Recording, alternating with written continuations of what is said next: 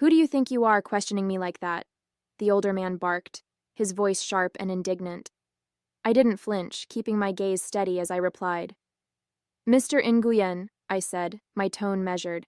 I'm here to help you, but if you want my help, I need the whole picture, every detail. He exhaled sharply, his pride clearly bruised, but he didn't argue further. For a moment he looked away, shaking his head. My name is Danielle, which is the name I chose for myself when I was a kid. I'm a 30-year-old attorney. I never carried my family last name. I created my own. I built my career on resilience, channeling the pain of my past into a drive to succeed. When I was 6 years old, my parents abandoned me at an orphanage, leaving me to piece together a life without them. They walked away without a second glance, leaving me to wonder what I had done wrong, why I wasn't enough. Now, decades later, the very people who discarded me are sitting in my office, begging for legal counsel, and they have no idea who I am. I was 6 years old the last time I saw them. My mom had dressed me in my nicest outfit that morning, a yellow dress with little white daisies, and told me we were going somewhere special. I remember holding her hand tightly as we walked into the orphanage, the bright sunlight outside contrasting with the dimly lit hallways inside. The air smelled of cleaning supplies and something else I couldn't place, something cold, like emptiness. She knelt down in front of me, brushing a strand of hair from my face. You'll love it here, she said, her voice soft but hollow. They'll take such good care of you. I didn't understand what she meant. When are you coming back? I asked, my small hands clutching hers.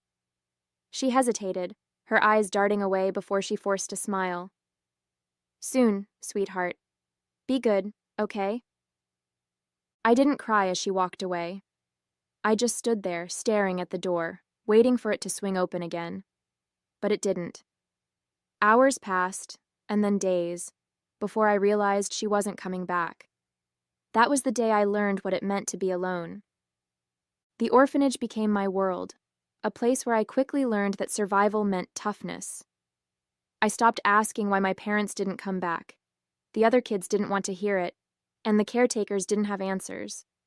Instead, I focused on what I could control, my studies. Books became my escape, a place where I could lose myself in stories far from the sterile walls of the orphanage. I promised myself I'd be better, smarter, stronger than anyone who thought I wasn't worth keeping. But the nights were the hardest. Alone in my bunk, I'd stare at the ceiling, wondering what I had done to make them leave me. Did I cry too much? Was I not helpful enough? Every question became a fuel for the fire inside me, a fire that burned to prove, even if only to myself, that I was enough. I would show them. Somehow, some way, I would show the world that I wasn't the useless girl they thought I was. It wasn't until years later that I learned the truth about why they left me there. The orphanage director, a kind but overworked woman named Mrs. Patel, had pulled me aside when I was about 10. She'd been there the day my parents dropped me off, and she'd always seemed to feel sorry for me in a way I didn't fully understand. Danielle, she said gently, sitting me down in her small, cluttered office. You're old enough now to know why your parents brought you here. Her voice was kind, but her words hit like a knife. Your parents. They came from a very traditional background. When your little brother was born, they believed it was their duty to focus all their attention and resources on him, as the family's heir. I stared at her, the words sinking in like stones. But I'm their daughter, I said, my voice trembling. Why didn't they want me too? Mrs. Patel sighed, her eyes filled with sympathy. It's not about what you did or didn't do, Danielle. It's about them and their beliefs. It's wrong, so very wrong. But they thought they were doing what was expected of them. That night, as I lay in bed, the reality of their rejection hit me in full force. They hadn't left me because of anything I did. They left me because of who I was, a girl who to them wasn't worth keeping. After that conversation, something in me shifted. I stopped asking why they left and started focusing on what I could do to move forward. The rejection that once crushed me became my fuel. At school, I threw myself into every subject, determined to be the best. I stayed late to read in the library, poring over books that stretched my imagination and taught me about a world far bigger than the orphanage. By the time I was 16, I was winning academic competitions and earning recognition from teachers who saw my potential. Danielle, one of them, told me, "You could go far. You just need the right opportunities." Those words planted a seed of hope in me. I started applying for scholarships with a single goal in mind: to get into a good university and prove to myself that I could rise above the circumstances I was born into. When the acceptance letter from a prestigious school came in the mail, I held it in my hands like it was a golden ticket. It wasn't just a chance to study, it was my way out. The orphanage threw a small party in my honor, and Mrs. Patel, who had always been my quiet supporter, hugged me tightly. "You've earned this, Danielle," she said.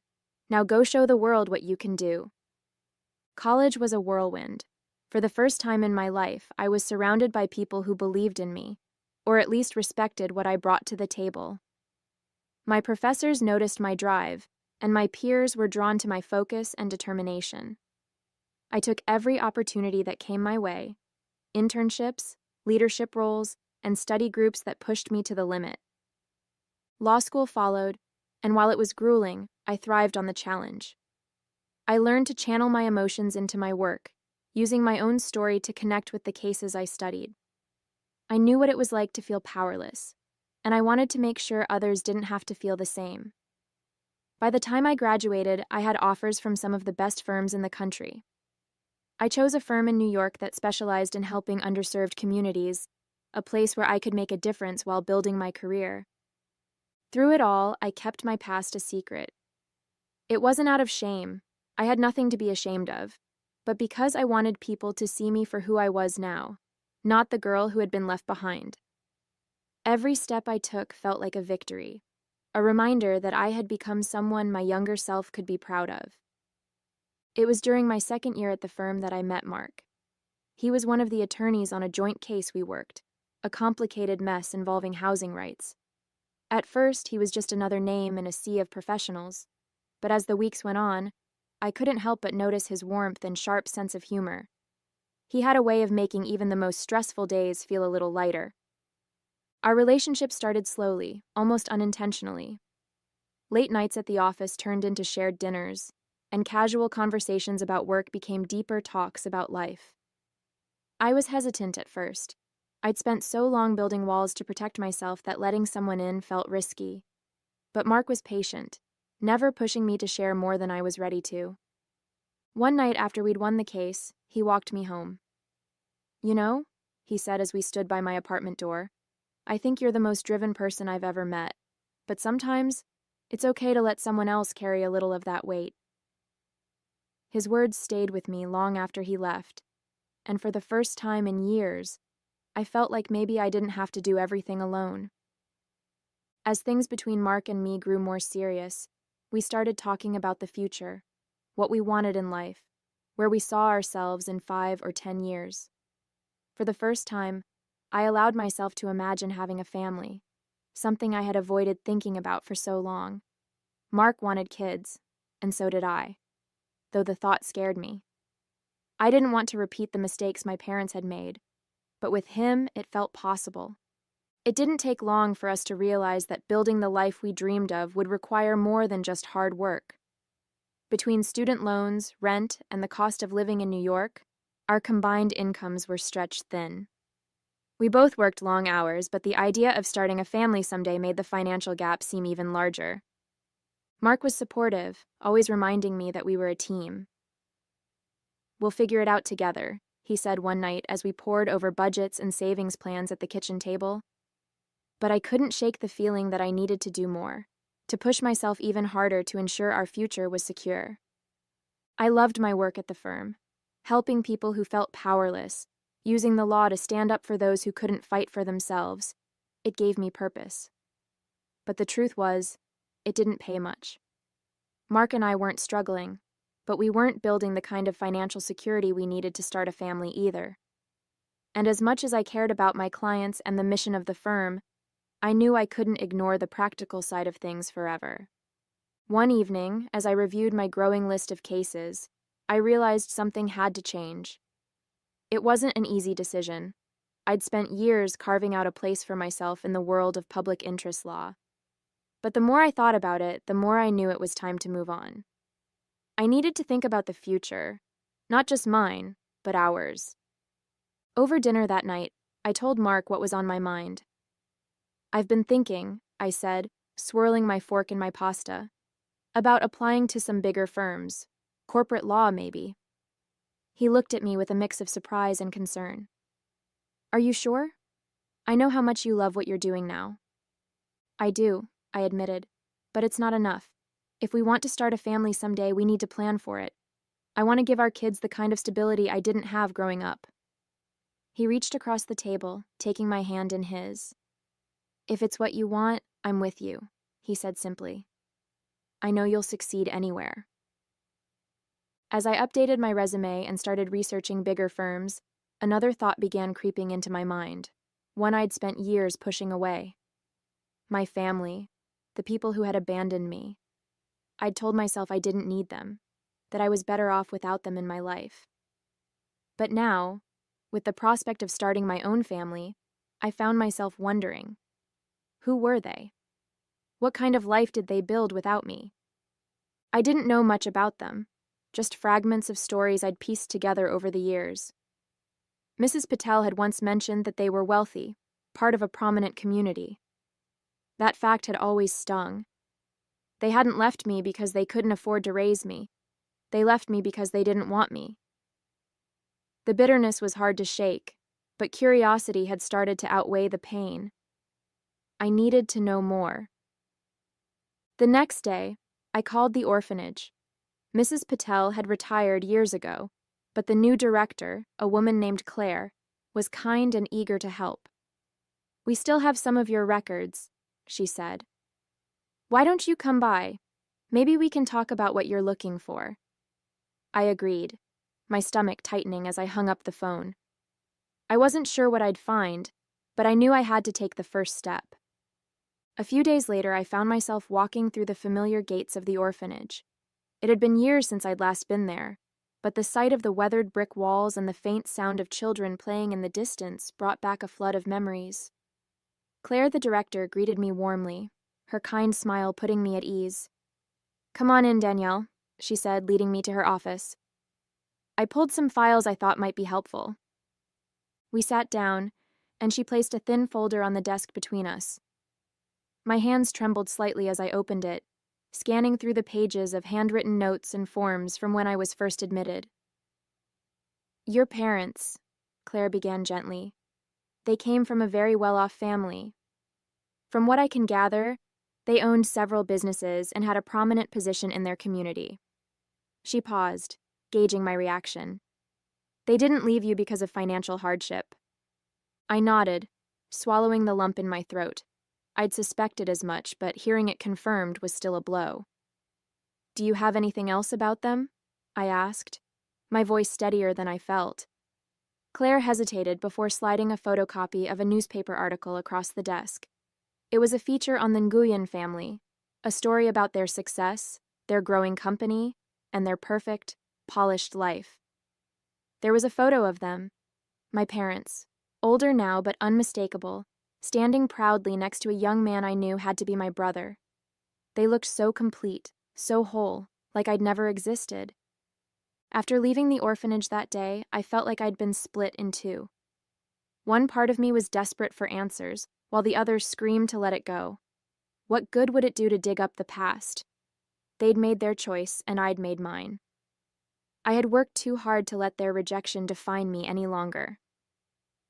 I shoved the folder of information into a drawer at home and decided to focus on my future instead. A few weeks later, my efforts paid off.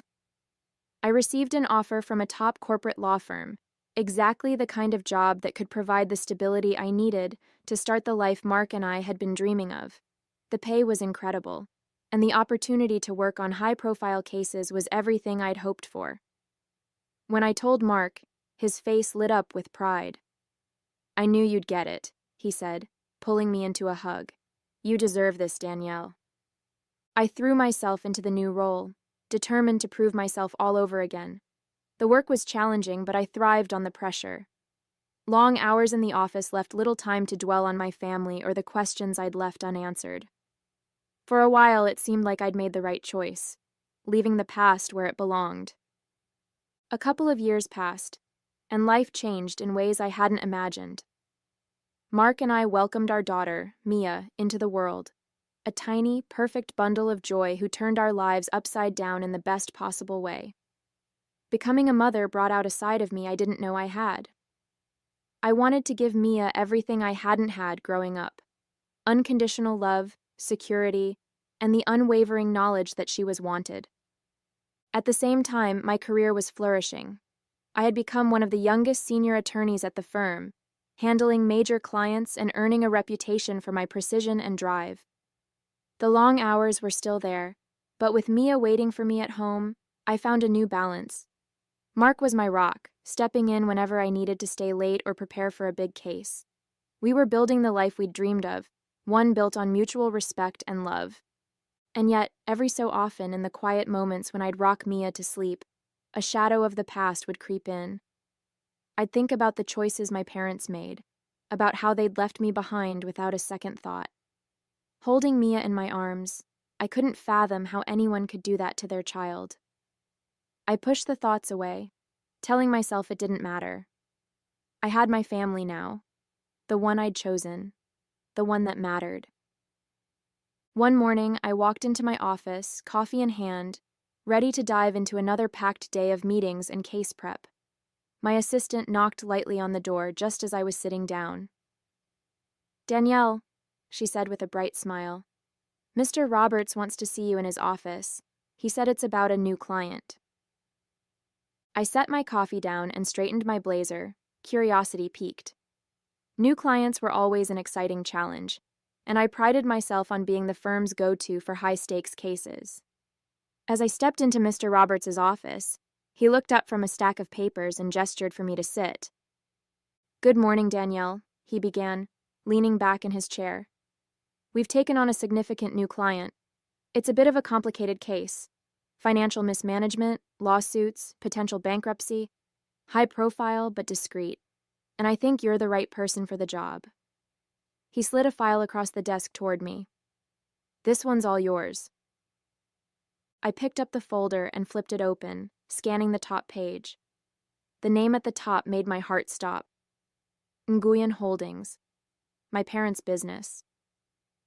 My breath caught in my throat as I stared at the familiar name, the memories of the orphanage and that faded newspaper article rushing back all at once. I looked up at Mr. Roberts, struggling to keep my face neutral. "Thank you," I said evenly. "I'll get started right away." I walked back to my office in a daze, clutching the folder like it might vanish if I let it go. My mind raced, a whirlwind of emotions I couldn't quite pin down. Anger, confusion, curiosity. They all swirled together, leaving me breathless. I closed the door behind me and sat down at my desk, staring at the name on the file. Nguyen Holdings, my parents' company. For a long time, I didn't move. I just sat there, torn between the instinct to shove the file into a drawer and forget it existed, or to dive into every detail and see how far they'd fallen. What were the odds that after all these years they'd end up in my office needing my help? The bitter irony wasn't lost on me. I'd spent my whole life trying to forget them, and now they were here, on paper at least, intruding on the life I'd built for myself. After a moment of hesitation, I opened the folder. If I was going to handle this case, or decide not to, I needed to know exactly what I was dealing with. The first few pages outlined the basic facts. Nguyen Holdings was teetering on the brink of bankruptcy, entangled in multiple lawsuits from creditors, partners, and even former employees. It was a financial disaster, the kind that screamed of neglect and mismanagement. As I delved deeper into the documents, one name kept appearing: Bao Nguyen, my brother, the special one, the golden child they'd chosen over me. Apparently, he'd been handed the reins of the company a few years ago and had driven it straight into the ground. Misguided investments, failure to adapt to market trends, and reckless spending had left the business in shambles. Every page I read felt like a punch to the gut. I leaned back in my chair, letting out a shaky breath. It was almost poetic, really. The family that had thrown me away to prioritize their son now sat on the edge of ruin because of him. And here I was, their last hope, the one person who could potentially save them. The irony was as sharp as a blade, cutting through the whirlwind of emotions swirling inside me. That evening, I walked through the door, still holding the folder like it might slip through my fingers. Mark was in the kitchen, bouncing Mia on his hip while stirring a pot on the stove. The smell of dinner should have been comforting, but I felt too unsettled to notice. "You're home early," he said with a warm smile, glancing at me. "Everything okay?" I hesitated, placing the folder on the counter. "Not really," I admitted. "There's something big I need to tell you." He immediately set Mia down in her playpen and turned to face me, concern etched on his face. "What's going on?" I took a deep breath and told him everything: the new client, the name on the file, and the history I'd spent so many years trying to leave behind. As I spoke, his expression shifted from surprise to disbelief and finally to understanding. "So, let me get this straight," he said, his voice calm but deliberate. "The family who abandoned you is now sitting in financial ruin, and their survival depends on you?" "Pretty much," I said, crossing my arms and leaning against the counter. "It's surreal, isn't it?" Mark shook his head, his brow furrowed. "What are you going to do? Are you even considering taking the case?" I sighed, running a hand through my hair. "I don't know yet," I admitted, "but I can't just ignore it. I think I need to meet with them, see what they're like now. Maybe it'll help me figure out what to do." Mark nodded slowly, leaning against the counter across from me. "That's fair. You've always been the kind of person who faces things head-on. Just promise me one thing." "What's that?" I asked, meeting his steady gaze. "Do what's best for you," he said. "Not for them, not for anyone else. You don't owe them anything, Danielle. If you decide to take this case, it has to be on your terms." His words hit me hard, but I nodded.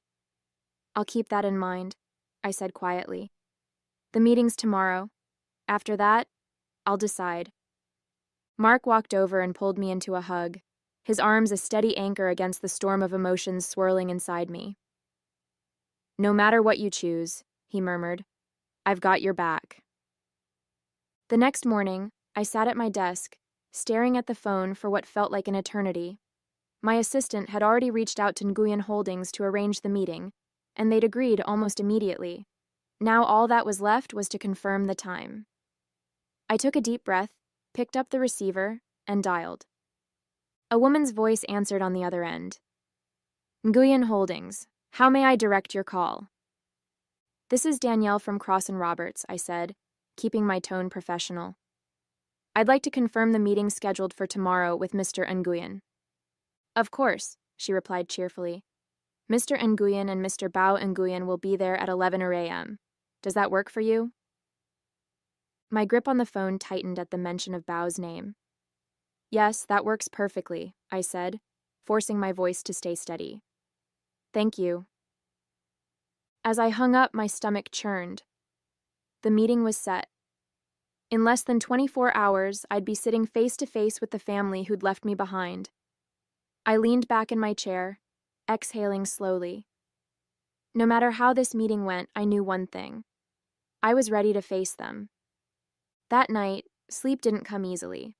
I tossed and turned, staring at the ceiling as my mind raced with every possible scenario. What would I say? How would they react?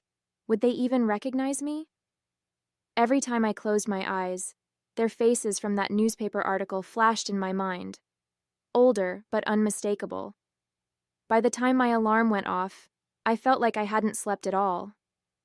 The next morning, I got ready with a focus that was almost robotic, carefully selecting a sleek black suit and pulling my hair into a neat bun. I wanted to project confidence, even if I felt anything but. As I walked into the conference room at 10:50 a.m., I gave myself one last mental pep talk. You've faced tougher challenges, Danielle. You can do this. At exactly 11 a.m., the door opened and they walked in. My father was first, looking every bit as proud and authoritative as I remembered. Behind him was Bao, his features sharper than in the photos but still carrying that same air of privilege. Neither of them gave me a second glance as they approached the table. Ms. Danielle, thank you for meeting with us, my father said, extending his hand.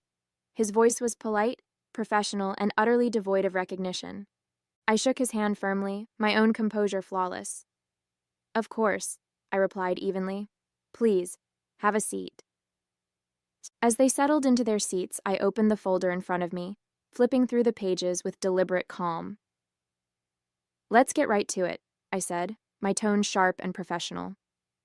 From what I've reviewed so far, Nguyen Holdings is in a precarious financial situation. Years of mismanagement, reckless investments, and mounting lawsuits have left the company on the brink of bankruptcy. I just couldn't resist. My father stiffened, his face flushed, and I could see the pride and anger building behind his composed exterior. Finally, he snapped. Who do you think you are, questioning me like that? He barked, his voice echoing through the room. For a moment, I just stared at him, the weight of his words sinking in. He had no idea. No idea who I was. No idea that the person sitting across from him was the same little girl he deemed unworthy all those years ago. And now I'm here, sitting across from the man who left me behind, demanding my help. Part of me wants to laugh at the absurdity of it all. Another part of me wants to scream. He doesn't even recognize me. He doesn't see the person I've become, the person who's now in control of what happens next. So I'm asking you, what would you do if you were me? Would you confront him here and now, rip off the mask and force him to see the truth? See who the person he abandoned has become? Would you take the case and show him that I'm stronger than he ever gave me credit for? Or would you walk away, leaving him to deal with the mess he and his golden child created? And then there's another thought that keeps creeping in. Should I ruin their lives for good? Should I let their empire crumble and watch them feel the pain they once made me endure? Is that justice? Is that revenge? I don't know anymore. All I know is that whatever I decide will change everything. Let me know your thoughts in the comments. I'm still deciding, and maybe your perspective will help me figure out how this story ends.